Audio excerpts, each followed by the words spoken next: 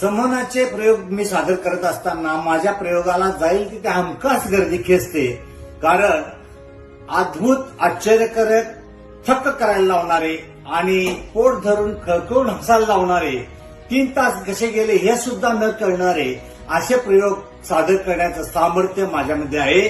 आजवर लाखो लोकांना मी यशस्वी प्रयोगाचा आनंद दिलेला आहे आणि जगभरात प्रयोग सादर करत असताना हेच प्रयोग आपण आपल्या भागातील नागरिकांना दाखवा.